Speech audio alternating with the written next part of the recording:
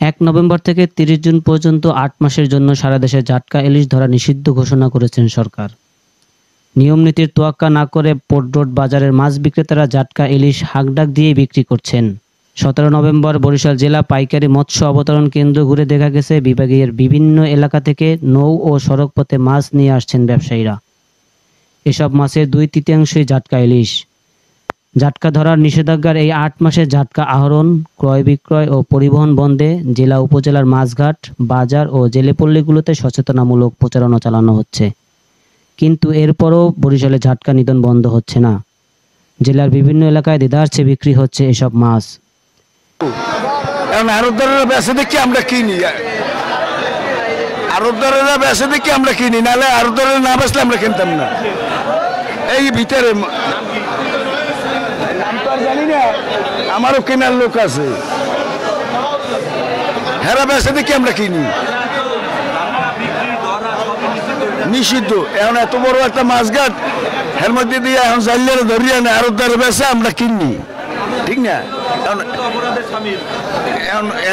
এইটা ঠিকই, এইটা অপরাধের স্বামী। এখন করার কিছু নাই, প্যানের দায় আমরাও ব্যস্ত হইব।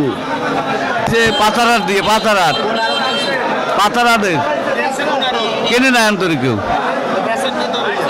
এখন দাম দাম ওঠে না পর্যন্ত। আইসে পোট্রো ধরছে মনু, ওই তো মনু দাস। এতে ভরা মৌসুমে ইলিশ সংকটের আশঙ্কা করছেন সংশ্লিষ্ট ব্যক্তিরা। মার্কেটে জাটকা মাছ বিক্রি করা নিষিদ্ধ। আমরা প্রতি সদস্যরা বলে দিচ্ছি, ভাই সরকারি আইন মেনে চলতে হইবে, সরকারের আইন অমান্য করে কেউ ব্যবসা করতে পারবেন না। যত সদস্য তাদের আমরা বলে দিছি, নোটিশ দিছি, ১ মে হইতে আপনারা কেউ ঝাটকি মাছ বিক্রি করবেন না। এখন কেউ যদি ফাঁকে যোগে বিক্রি করে সেটা দায়বহনশীল হইবে।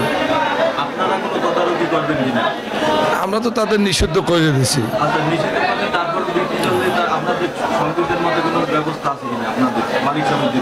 মালিক সমিতি তো বললে দিয়েছে আপনারা সরকারের আইন মেনে চলবেন এবং ঝাটকা মাছ বিক্রি করবেন না।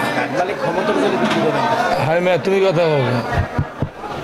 এখানে কেউ যদি মাছ বিক্রি করে সে দায়বহনশীল। হ্যাঁ, আমরা তো তাদের নিষিদ্ধ করে দিছি। তারপরেও যদি ফাঁকে যোগে ২-১ বিক্রি করে, এত বড় মার্কেট, এই সবই তো আর আমাদের চোখের আড়াল তো অনেক কিছু করে ফেলায়, সবই তো আর আমাদের সম্ভব না পায়রা দেওয়া।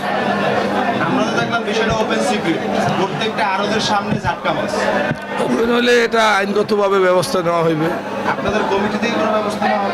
আমাদের কমিটিতে নোটিশ দিয়ে দিছি।